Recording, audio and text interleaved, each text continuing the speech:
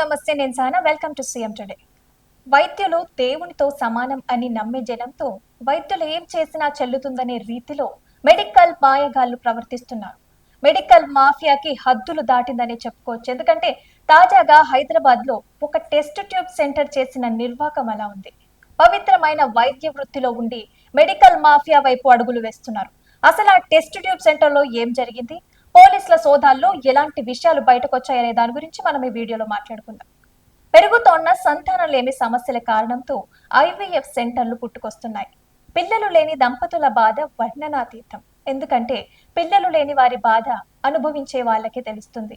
చుట్టుపక్కల వాళ్ళైనా, బంధువులైనా, కుటుంబ సభ్యులైనా ఇంకా పిల్లలు పుట్టడం లేదా, ఇంకా పిల్లలు లేరా అని గుచ్చి అడుగుతూ చులకనగా చూస్తుంటారు.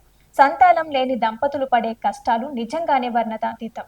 ఆశగా, ఆవేదనతో వారు ఆశ్రయించే వైద్య కేంద్రాలు, అక్కడ ఎదురయ్యే మోసాలు వారి ఆశలని పూర్తిగా చిదిమేస్తున్నాయి. తమ కలల కోసం వేలు, లక్షల రూపాయలు ఖర్చులు చేసి మానసికంగా, శారీరకంగా ఎన్నో ఇబ్బందులు పడిన తర్వాత కూడా మోసపోతే వారి బాధ నిజంగానే వర్ణించలేం.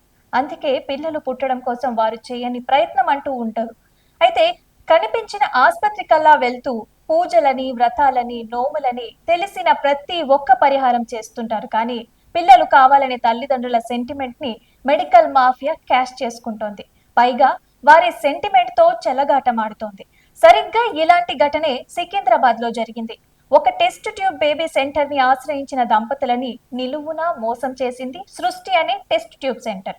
తన భర్త వీర్య కణాలని ఉపయోగించి సంతానం కలిగించాలని ఒక మహిళ సృష్టి టెస్ట్ ట్యూబ్ సెంటర్లలో వైద్యురాల్ని కోరింది. ఆ తర్వాత వైద్యులు చెప్పిన ప్రొసీజర్ అంతా ఫాలో అయ్యింది. సరిగ్గా 9 నెలలకి ఆ మహిళ పండంటి మగ బిడ్డకి జన్మనిచ్చింది. అంతా బాగానే ఉంది, దేవుడు మనల్ని కరుణించాడని అనుకునే లోపే దంపతులకి ఒక షాక్ తగిలింది. పుట్టిన బిడ్డకి క్యాన్సర్ ఉన్నట్లుగా నిర్ధారణ అయ్యింది. దీంతో ఆ దంపతులిద్దరూ ఉలిక్కి పడ్డారు. వాళ్ళ అదృష్టం బాలేదని బాధపడ్డారు. అయితే పిల్లలు కావాలనుకుని ఇంత కష్టపడితే మరోలాగా జరిగిపోయిందేంటని కుంగిపోయి అసలు తమ భర్తకి లేని క్యాన్సర్ పుట్టిన బిడ్డకి ఎలా వచ్చిందని ఆ మహిళకు వచ్చిన అనుమానం కారణంగా సృష్టి టెస్ట్ ట్యూబ్ బేబీ సెంటర్ భాగోతం మొత్తం బయటపడింది. క్యాన్సర్ ఎలా వచ్చిందనే అనుమానంతో టెస్ట్ ట్యూబ్ ద్వారా పుట్టిన శిశువుకి డిఎన్ఏ టెస్ట్ చేయించడం జరిగింది. ఈ టెస్ట్ లో వచ్చిన ఫలితాలని వారి దిగ్భ్రాంతికి గురి చేశాయి.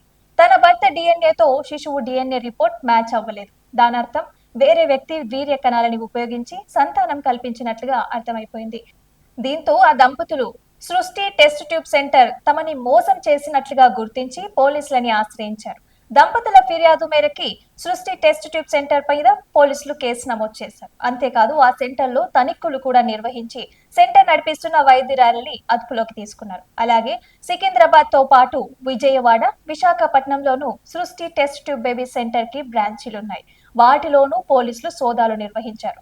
సరోగసి చేసేందుకు పెద్ద ఎత్తున వీర్యం నిల్వ చేస్తున్నట్లుగా గుర్తించారు. అంతేకాదు వీర్య సేకరణ కోసం అక్రమ పద్ధతిని పాటిస్తున్నట్లుగా పోలీసులు సోదాల్లో బయటపడింది.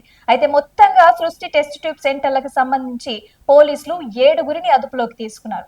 ఈ కేసులో మరిన్ని విషయాలు త్వరలోనే వెలుగులోకి వస్తాయని పోలీసులు అంటున్నారు. అయితే మొత్తంగా ఫర్టిలిటీ క్లినిక్ల ముసుగులో కొంతమంది వైద్యులు మెడికల్ మాఫియాలా తయారై ఇష్టారీతిన వ్యవహరిస్తున్నారని చెప్పుకోవచ్చు. ఎందుకంటే జనాల సెంటిమెంట్ తో ఆటలాడుతున్నారనే విషయాన్ని ఈ ఘటన రుజువు చేస్తోంది. ఫర్టిలిటీ క్లినిక్ల నైతిక ప్రమాణాలు, పారదర్శకత ఇప్పుడు సర్వత్రా చర్చకు దారితీస్తోంది. నిన్న రాత్రి ఆ సెంటర్ ని అదుపులోకి తీసుకున్న పోలీసులు రాత్రంతా తనిఖీలు చేశారు.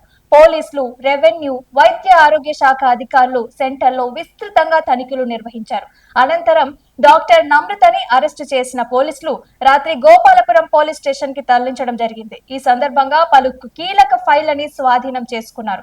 అయితే తనిఖీల సమయంలో సృష్టి టెస్ట్ ట్యూబ్ బేబీ సెంటర్ సిబ్బందిని సెంటర్ లోనే ఉంచి తెల్లార్లు ప్రశ్నించారు. రాత్రి 2 గంటల 30 నిమిషాలకి తనిఖీలు పూర్తయిన తర్వాత సిబ్బందిని పోలీసులు పంపించేయడం జరిగింది.